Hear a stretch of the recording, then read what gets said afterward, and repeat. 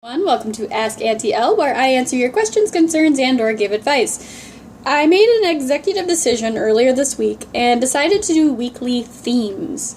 So that way it would spark a little bit more inspiration for you guys, and it worked! Yay! This week I decided to do science fiction, and you guys that know me were very brave and did not ask me any questions about Star Trek. I wonder why.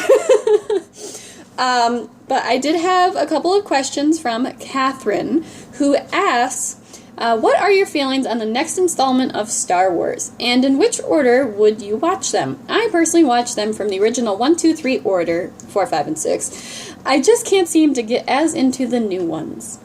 Well, Catherine, you are not alone. That is pretty much the order I prefer to watch Star Wars in, because I grew up with the original trilogy. And I like to watch the prequels after the original trilogy because it seems like it's more of an explanation as to why, the original trilogy occurred. As well as it's the whole idea of the technology. It seems a little strange to watch the prequels where there's a lot of, CGI and blue screens and then go into practical effects.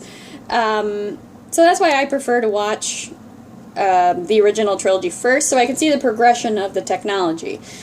Which, me personally, I prefer movies that use practical effects as opposed to relying so much on CGI. That's just my personal preference. Like, I love the Evil Dead films because they have a lot of practical effects. The original Evil Dead, not the new one that came out. I haven't even attempted that one. But I love, like the Jim Henson Workshop and movies that include a lot of practical effects, where they have models and everything.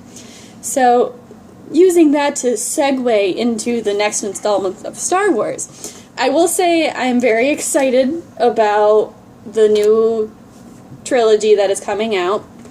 And I'm very excited that J.J. Abrams is using a lot of practical effects in addition to the CGI. So it's kind of a meshing of the prequels as well as the original trilogy, as well as the type of film that he's using, which is very original. So I'm very excited, and I will say I have been very good and have not read any spoilers because, curse you, Internet, you like to ruin everything.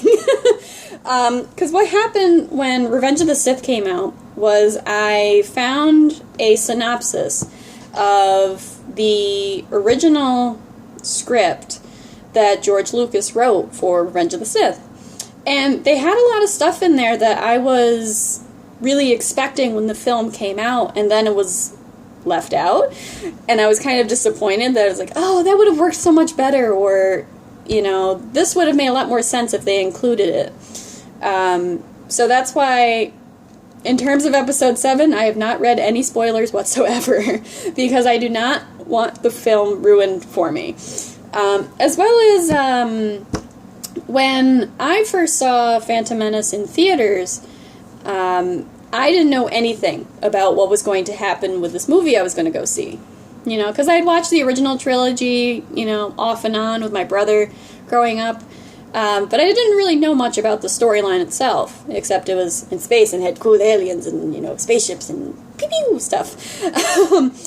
And when I saw Phantom Menace, there was no expectations for it. So I know a lot of old Star Wars fans are probably like, what?